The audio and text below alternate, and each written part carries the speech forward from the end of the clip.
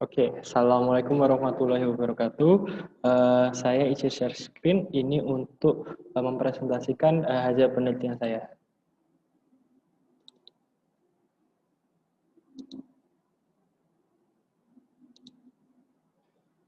Oke. Selamat siang rekan-rekan semuanya. Saya Brian Vendra Wididionova dari Jakarta Global University. Pada hari ini saya akan mempresentasikan hasil penelitian saya yaitu dengan judul rancang bangun supply hybrid energy dengan auto selection switching untuk charger baterai pada laptop dan kulit pad. Yang mana abstraknya bisa dibaca masing-masing. Jadi di sini slide ini menunjukkan blok diagram dari sistem yang saya buat, yaitu dengan beban laptop sebesar 20 volt 3,25 ampere dan cooling pad laptop sebesar 12 volt 0,25 ampere. Yang mana di sini sistem saya menggunakan dua input atau dua sumber, yang mana hybrid, yaitu solar cell 200 WP dan PLN atau sumber jala-jala 220 volt. Yang mana di sumber jala-jala ini kita searahkan tegangannya menggunakan AC to DC uncontrolled rectifier. Yang mana AC to DC uncontrolled rectifier di sini digunakan untuk mengkonversi dari tegangan AC menjadi tegangan DC. Itu. Dan setelah itu kita gunakan juga komponen namanya regulator 20 volt. Di sini regulator 20 volt itu adalah untuk menstabilkan tegangan output supaya menghasilkan tegangan 20 volt tidak berubah. Seperti itu. Nah, itu ada relay juga. Di sini ada 4 relay. Di sini adalah relay 1 adalah untuk relay charging, relay 2 ini adalah untuk relay suplai beban secara langsung, relay 3 ini adalah untuk relay discharge, dan relay 4 ini adalah untuk relay AC. Gitu. Untuk tegangan sumber dari AC. Selanjutnya adalah komponen yang lain, yaitu boost converter. Di sini boost converter ada dua, boost converter 1 dan boost converter 2. Boost converter 1 di sini digunakan adalah untuk mengkonversi dari tegangan DC uncontrol, yaitu berasal dari solar cell, menjadi tegangan DC terkontrol untuk supply beban baterai, untuk charging baterai. Itu. Di sini saya menggunakan baterai 24 volt 32 ampere hour, serta terdapat regulator yang sama di sini 20 volt untuk menstabilkan tegangan yang keluar dari baterai menuju ke beban. Yang selanjutnya adalah boost converter 2, yang mana boost converter 2 ini digunakan untuk mengkonversi daya tegangan dari panel surya yang berubah-ubah menjadi tegangan output yang fix untuk supply beban sebesar 20 volt juga. Di sini juga saya menggunakan microcontroller yaitu ARM STM32F4. Ini juga saya menggunakan LCD untuk tampilannya. Nah, sistem saya akan bekerja secara seperti ini.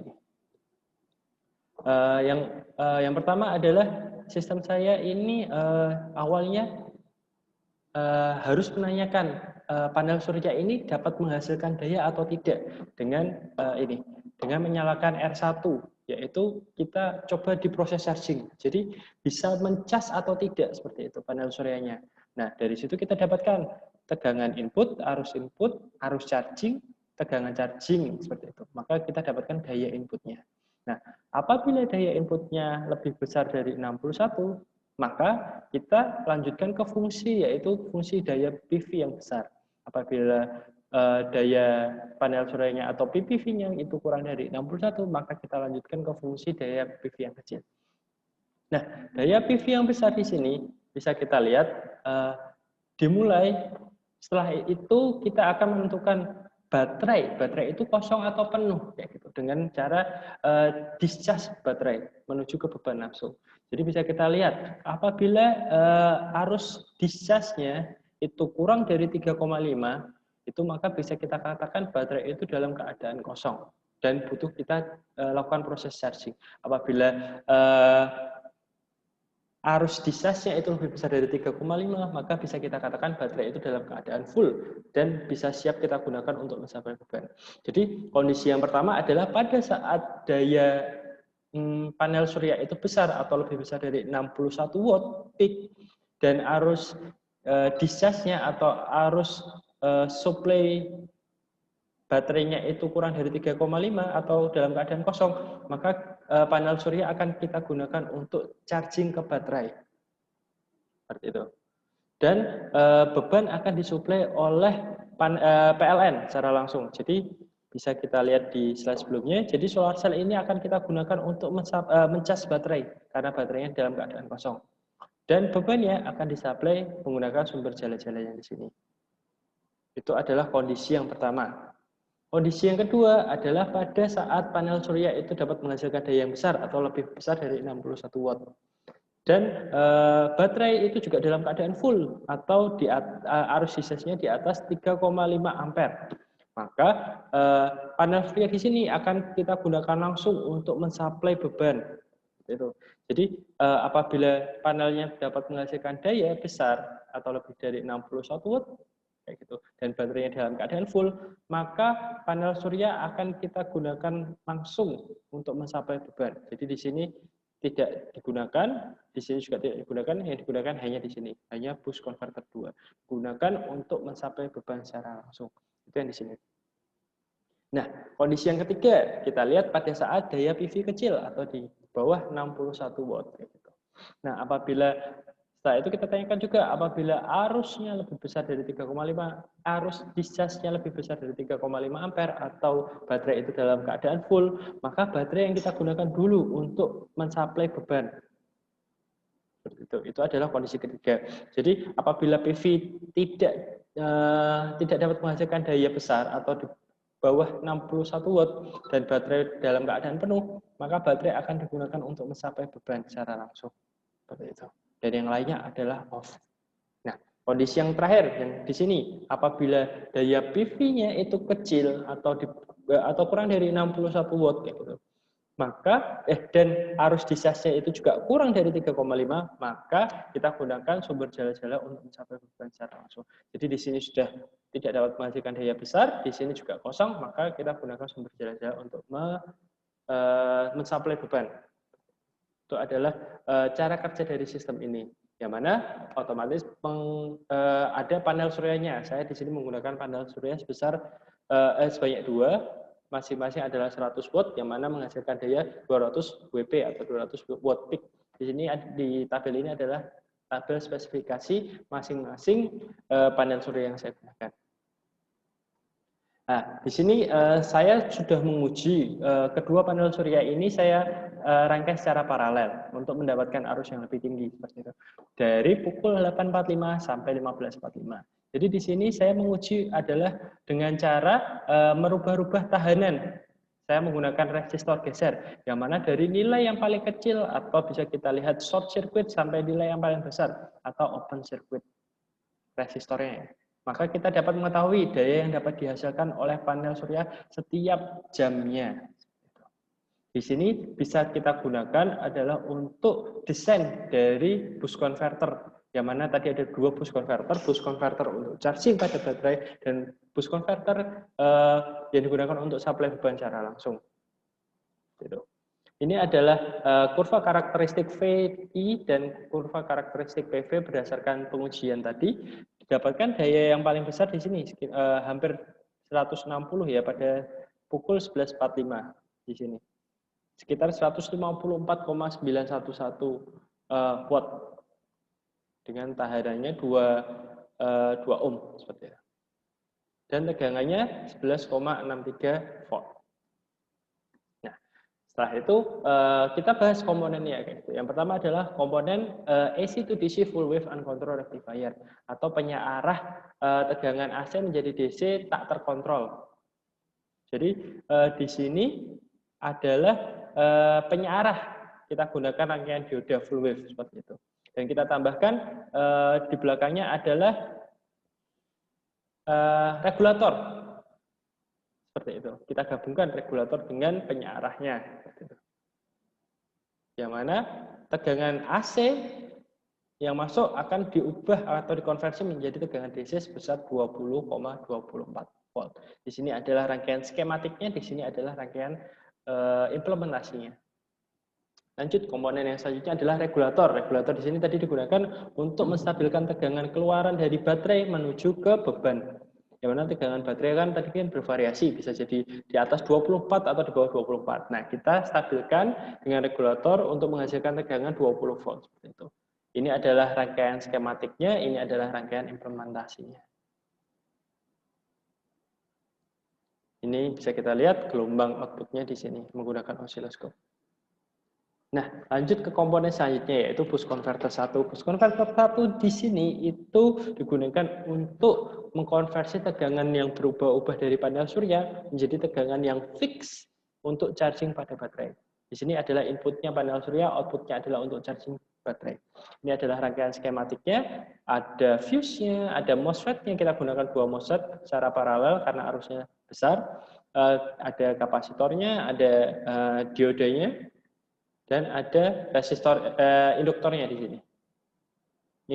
Induktornya saya pasang secara terpisah. Yang mana ini adalah spesifikasi dari boost converter 1 dengan frekuensi 40 kHz, V inputnya 12 volt, V outnya 28,8, L-nya 63,17, kapasitornya 607,29 mikrohenry dan R-nya 4,8. Saya gunakan V in di sini 12 itu karena tadi berdasarkan pengujian PV, nah ini tegangan yang besar-besar itu antara 11 sampai 12 volt. Maka saya tetapkan di 12 volt. Apabila saya menggunakan tegangan 18,9 seperti itu, maka arusnya akan sangat kecil seperti itu. Jadi saya tidak menghendaki itu karena daya yang akan dihasilkan semakin kecil. Makanya saya di sini menggunakan tegangan input 12 volt. Oke, nah ini adalah tabel pengujian untuk boost converter 1 dengan tegangan input yang saya naikkan dan duty cycle yang saya ubah-ubah. Yang mana di sini tujuannya adalah untuk menghasilkan tegangan output sekitar 8,8 volt. Bisa kita lihat yang saya lingkari ini adalah desain saya, pengujian boost converter 1 desain saya dengan tegangan input 12 dan cycle 58%. Seharusnya menghasilkan tegangan 28,57 volt, tapi prakteknya aktualnya hanya 23,7 volt, yang mana ada persen errornya sekitar seperti ini, efisiensinya 80%. Jadi di sini itu terjadi drop tegangan akibat rugi-rugi komponen. Ada komponen diode, ada komponen yang lain-lain. Ini adalah pengujian boost converter 1 menggunakan panel surya.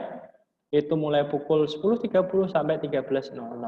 Bisa kita lihat, ini kita menggunakan kontrol PID untuk menstabilkan tegangan menjadi 28,8. Jadi tegangan outputnya di set 28,8 menggunakan kontrol PID.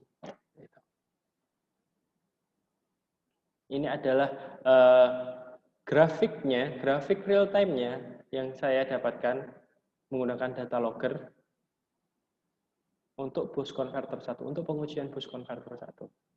Nah, selanjutnya adalah boost converter 2. Di sini adalah digunakan untuk mengkonversi tegangan yang berubah-ubah dari panel surya menjadi tegangan yang tetap untuk beban secara langsung. Yang mana hampir sama rangkaian skematiknya. Berbedanya adalah pada komponennya. Saya hanya menggunakan satu MOSFET, satu diode karena di sini adalah dayanya lebih kecil daripada daya pada boost converter 1. Ini adalah rangkaian skematiknya, ini adalah rangkaian implementasinya.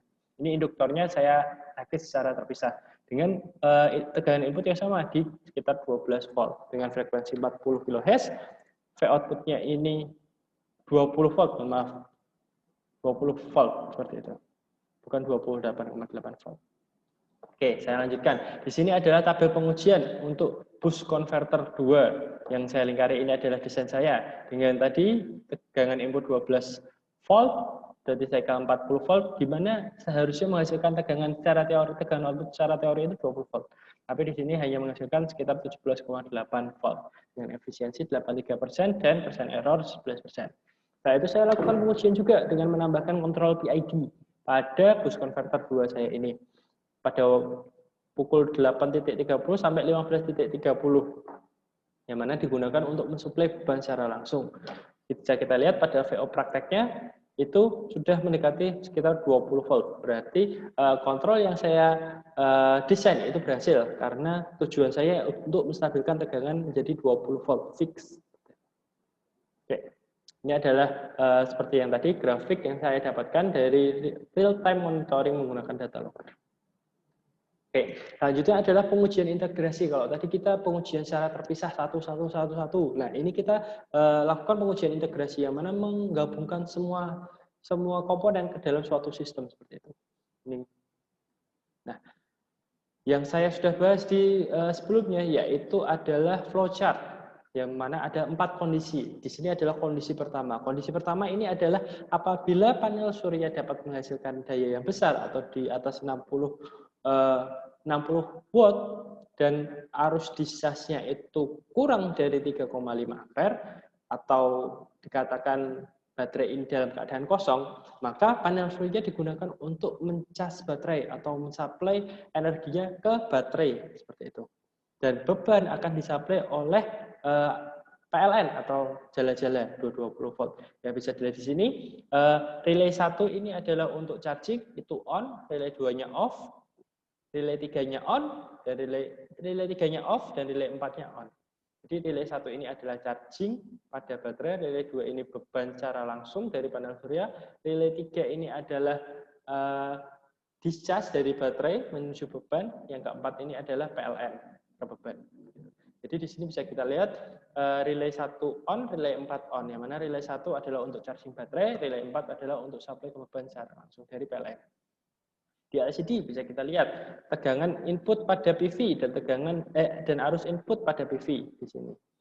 Serta tegangan chargingnya yang saya kehendaki adalah 28,8 volt dengan kontrol PID. Di sini bisa kita lihat 28,79 volt dan arus chargingnya 2,291. Dan arus charging di sini itu akan berhenti. Jadi proses charging akan berhenti apabila arus chargingnya itu sekitar 1-3% dari kapasitas baterainya. Kapasitas baterai yang saya gunakan adalah 32 ampere hour. Jadi kalau misalkan 3%-nya itu sekitar 0,96 ampere. Jadi apabila 0,96 arus chargingnya 0,9 ampere, maka baterai itu bisa dikatakan baterainya sudah penuh. Jadi kita lihat di sini adalah alat-alat ukurnya. Ini adalah VO, yang mana tadi ini dihitung tegangan bebannya yang disuplai dari jala-jala 19,73 volt, sekitar 20 volt ya, harusnya 20 volt memang. Di sini adalah arus dari PV yang menandakan bahwa panel surya ini dapat menghasilkan daya yang besar. Dan ini adalah menggunakan range 30 ampere. Nah, di sini adalah arus pengisian atau ICH-nya, di sini adalah arus output-nya. Lanjut, kondisi yang kedua. Kondisi yang kedua adalah pada saat panel surya dapat menghasilkan daya yang besar atau di atas 61 watt dan baterainya ini dalam keadaan penuh atau arus discharge-nya itu lebih besar dari 3,5 ampere. Maka panel surya akan digunakan untuk mensuplai beban secara langsung. Panel surya akan digunakan untuk supply ke beban secara langsung seperti itu. Yang mana bisa kita lihat di sini relay 1-nya off, relay 2-nya on, relay 3-nya off, relay 4-nya off. Di LCD bisa kita lihat bahwa PI-nya lebih besar dari 61, benar. Dan VO-nya seperti ini 20,02 volt karena tegangan dari boost converter 2 yang saya kehendaki adalah 20 volt dengan menggunakan kontrol PID. Bisa kita lihat di sini adalah tegangan VO-nya sekitar 19,88, arus PV-nya sekitar ini 5 ampere, ICH-nya 0 karena tidak terjadi proses charging seperti itu. Ini IO-nya. Lanjut ke kondisi yang ketiga. Kondisi yang ketiga adalah pada saat panel surya tidak dapat menghasilkan daya yang besar atau panel surya itu dayanya kecil atau kurang dari 60 watt gitu. Dan arus discharge-nya atau baterai ini dalam keadaan full atau arus discharge-nya itu lebih besar dari 3,5. Maka baterai akan digunakan untuk mensuplai beban. Seperti itu. Yang bisa kita lihat pada relay 3. Relay 3-nya di sini on. Bisa kita lihat di sini IDCH atau arus discharge sekitar 4,486. Bisa kita lihat di sini juga bahwa IPV-nya sangat kecil sekali ini. Ini tidak nol, tapi sangat kecil sekali. Berarti menandakan bahwa daya yang ada pada panel surya itu di bawah 60. Dan arus discharge-nya ini juga kosong karena kita tidak melakukan proses charging. VO-nya ada dan IO-nya juga ada. Maka beban tetap tersuplai ya dengan menggunakan baterai. Dan kondisi yang terakhir atau kondisi keempat adalah pada saat panel surya itu tidak menghasilkan daya yang besar atau di bawah dari 60 watt dan arus baterainya itu dalam keadaan kosong atau arus discharge-nya itu kurang dari 3,5 ampere, maka PLN atau jala-jala 220 volt kita gunakan untuk mensuplai beban. Seperti itu. Bisa dilihat, ini kenapa relay satunya ini on, itu karena kita ingin memantau daya yang dihasilkan oleh panel surya itu ada atau tidak, seperti itu. Apabila ada, maka kita bisa gunakan ke kondisi yang pertama untuk mencharge pada baterai, seperti itu. Jadi, bisa kita lihat di sini kondisi yang keempat ya, daya pada panel surya 11,59 watt, yang mana di bawah 61 watt. Maka dan baterainya dalam keadaan kosong, dan di sini tidak ada proses charging juga.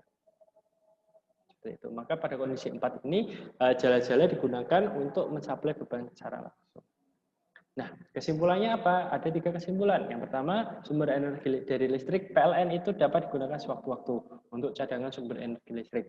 Apabila panel surya tidak dapat menghasilkan energi listrik dan baterai dalam keadaan kosong. Yang kedua adalah sumber energi listrik dari panel surya dapat digunakan untuk charging baterai dan suplai ke beban secara langsung. Yang ketiga adalah keempat kondisi ini memungkinkan transfer energi secara bergantian dan terus-menerus tanpa ada putusnya untuk mensuplai beban dengan menggunakan pemutus atau saklar secara otomatis, yaitu relay yang dikontrol oleh microcontroller. Oke, mungkin cukup penjelasan dari saya. Kurang lebihnya mohon maaf. Wassalamualaikum warahmatullahi wabarakatuh.